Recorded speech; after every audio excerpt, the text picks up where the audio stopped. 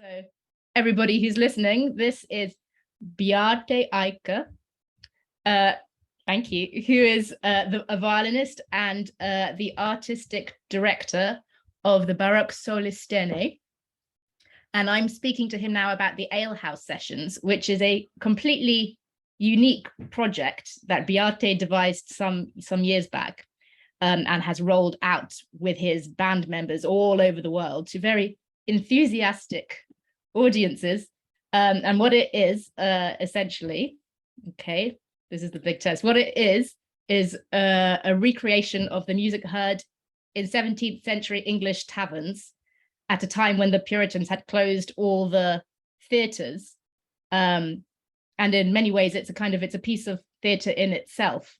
So there's a lot of humor, and the instrumentalists double up as singers and actors, and the whole thing has a sort of flamboyant spontaneity to it. Do you like that description? That sounds very, very good. Better than I could have said. Oh, well, I'm going to ask you for your own in a second, so we'll see. So the reason we're talking about it now is that in April, there's going to be a new BBC film about it. And I think, is this the first film that's ever been made about it? This is a full-length film? Yes, absolutely. I mean, we've done recordings of live shows, obviously, which you can find on YouTube and stuff like that. But that's just filmed live concerts. But this is a more of a film which has a mixing in sort of a documentary style with live audience with on location filming. Okay. So ahead of this film, maybe just in your own words, could you tell me what is the Alehouse Sessions? The project. What is it, and why did you decide to found it? Well, I mean, it's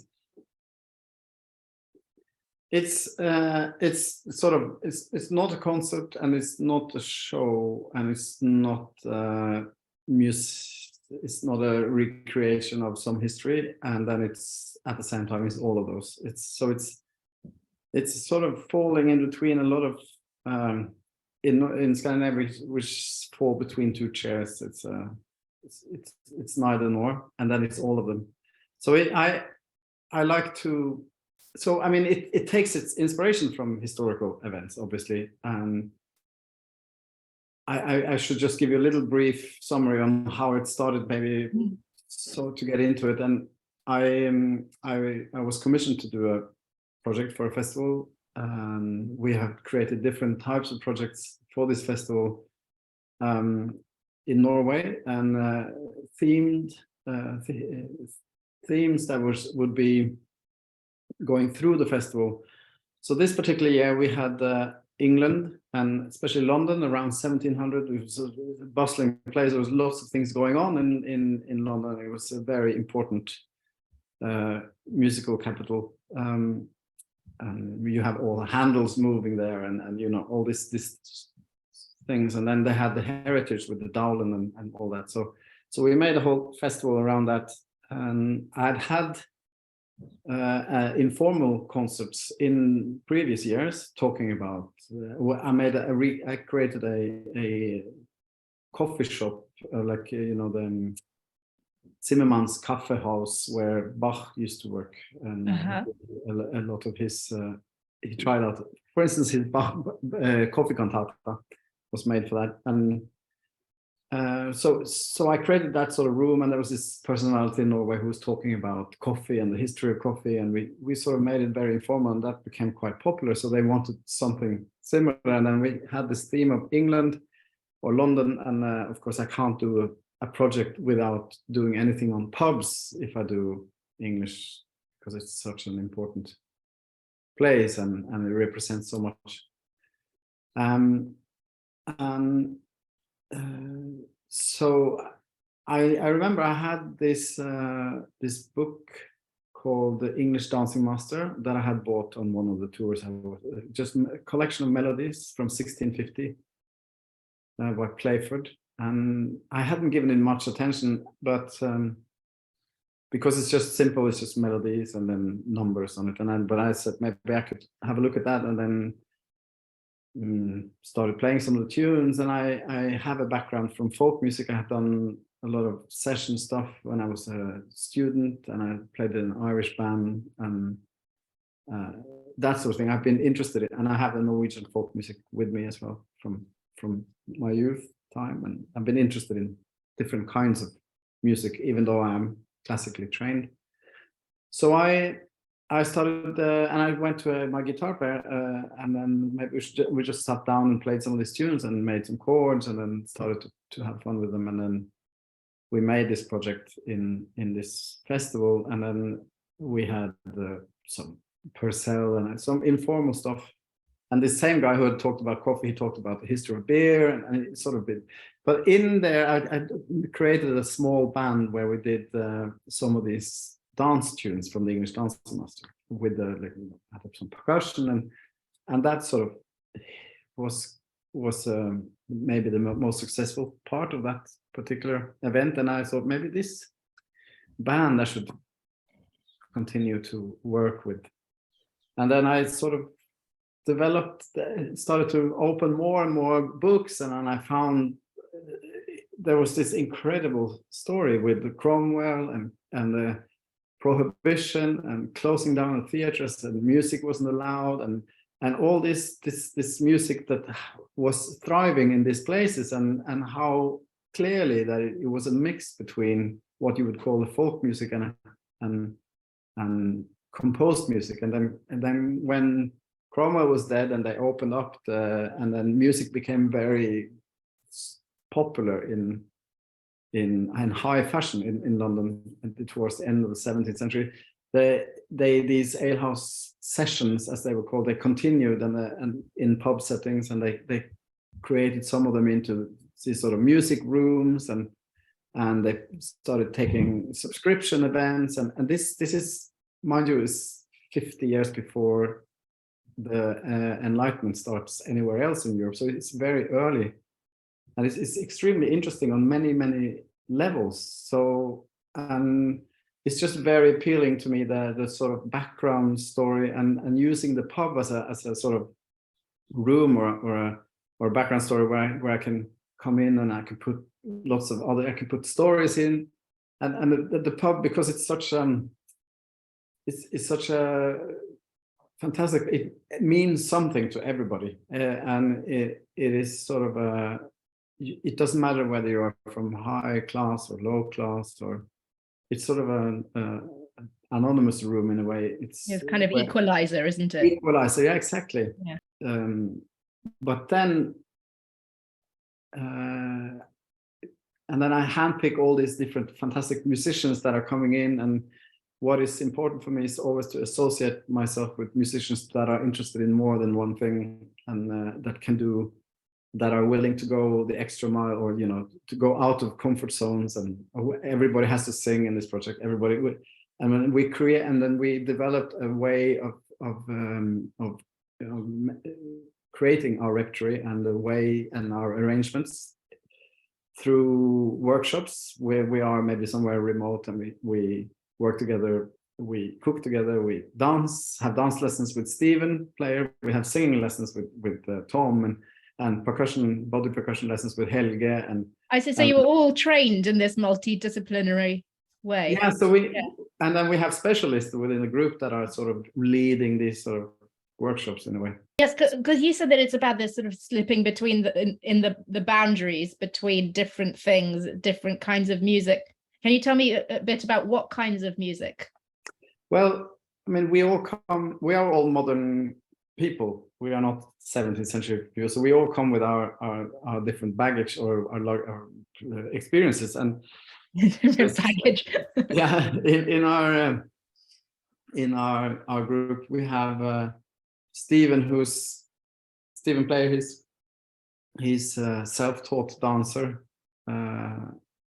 and he comes from the art school.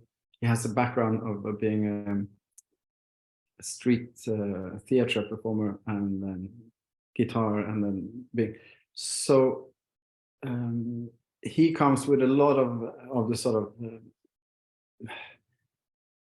busking street theatre, that sort of style experience, and dancing movement with how to use body. Then, so we have to use that as a part of it. And then Helge, my percussion player, he is an extremely renowned percussion player who working in world music and jazz and with huge artists around the world. And so he comes in with a lot of his experience. He didn't know anything about Baroque music particularly, but he's just intuitive. And he specialized in a sort of West African way of call and response drumming and collecting everybody to play together and then going out solo and stuff. So he's used that a lot with us, and we take a lot of those kind of things on how we create accompaniments, for instance. And then our bass player is also from the jazz world. So, and we're all interested in improvisations and stuff. So it becomes a sort of a hybrid between different genres, but all the melodies or all the starting are sort of old from that time. Okay, because I was going to ask how, because I know there is a lot of a strong jazz element in what you do, and I was going to ask how that fitted with the 17th century concept. Well, as it fits in the sort of it fits in the sort of improvising that you are, which they also did back then. They created all these broken consorts, or they took whatever instruments they had and put them together. And then you know there's a strong tradition, for instance, with Orlando di Lasso, or all of his music is vocal, but that you play it instrumentally, and you maybe have one singer and then the other playing the other parts. And so this mixing different instruments around with singers, and that's was very typical also back then. And I would say that all the music that we have in writing is so sketchy anyway. It's just so you have to make your own. You have to make your own arrangement or version of it. It doesn't have any. It doesn't say anything. It's just a melody. Mm-hmm. And maybe there's in the English dancing master, maybe there's some choreography, but written down so that you would know roughly how they would dance it. Maybe if it was a country dance. Mm-hmm. But it doesn't give you a lot of info. So you have to do a lot of research, and then it would be very strange with this particular group, with these sort of people coming with, and Milos being brought up with a strong, you don't say it gypsy anymore, but the gypsy music tradition, and it would be very strange not to use these things, these elements that these wonderful musicians have, and so we are stepping out of it's not it's what I said is it's not trying to create something exact, but it's taking the inspiration from and then I see developing something which, like the present perspective on the past and the past perspective on the present. Yeah. And I always believe that the more knowledge you have, or the more layers you can put into a project, the longer it can live, the more depth it have, because it also means that I can make it very, very flexible. So that people, when they've seen one alehouse, it doesn't necessarily mean that they have seen the alehouse. They can have seen a one version of it. And then if we go to let's say an early music festival, then I can maybe focus more on Purcell and the sort of story. I can create a story which has more maybe interest or relevance to that particular audience, and then maybe I can turn it into a folk event later during the concert. Whereas if we play in a folk festival or a world music festival, we go straight on the folky stuff first, and then maybe I can slip in some things about Purcell, and then we played beer festivals, food festivals, then we can talk. Then I have recipes, I know what they were drinking, what type of, So I see. So you turn the volume up on certain things depending on where you are. Mhm. And then we did we've turned it also into a school project. So working, and then it's of course we don't talk about the alcohol, but then we maybe focus on how to improvise or how to use this music. So if it's music students, we teach them something. We work on arranging, maybe invite them in for the evening concert to do maybe a couple of numbers. If it's for just very young kids, then we present this music and teach them a song, maybe, you know. It also means that whenever we come and play a show, my musicians or we, the musicians, we don't know exactly what we're going to do, the exact order of the pieces, so that keeps it fresh. So that the type of improvisation we do, the way that we work on stage, making fun of each other when you make a mistake, all that sort of thing has to be genuine, you know. It can't be pre-arranged. Yeah, is this combination, this balance of choreography and spontaneity. Yeah. Can you tell me something about this film? I can. So we did a lot of scouting, and we ended up found this Battersea art center, which was wonderful setting, and we got some people to dress the stage a bit with, you know, barrels and lights and candles, and make it some sort of not a pub, but a sort of maybe it can be seen as a back room of a big tavern or inn, you know, one of those big places. And we invited an audience in, and Tom Guthrie, who's in the project in the Alehouse, he's doing a lot of outreach projects down in Lewisham, and he had earlier invited a whole busload of people from down there to one of our concerts that we had in Middle Temple Hall, and it was just such a fantastic clash of pinstriped people and these 40 people from Lewisham. It was just fantastic.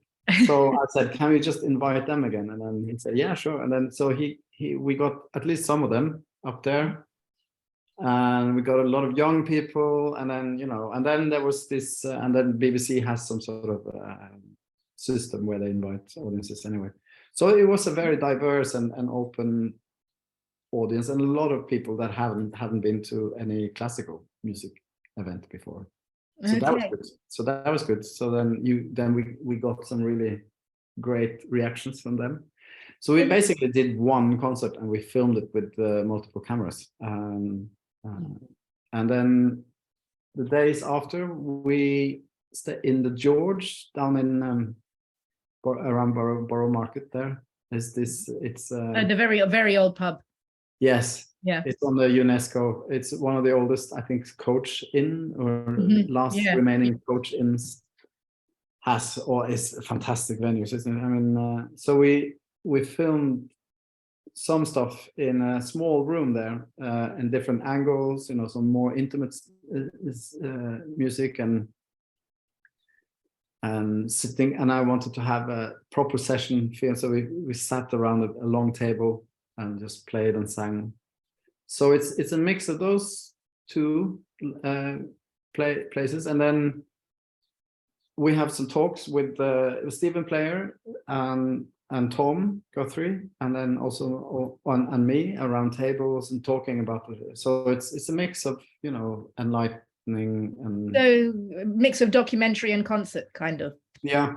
And I tell the story. So I start my welcome to 17th century London, and then I tell the story with how the theatres got closed down and Cromwell was in power, and what sort of music will happen, and then he's dead, and then music is back on the table and menu, and it's sort of, and then that's, so it has a storyline to it without being too educational. Oh, well, I'm looking forward to seeing it. Thank you, Bjarte, so much for talking to me about it.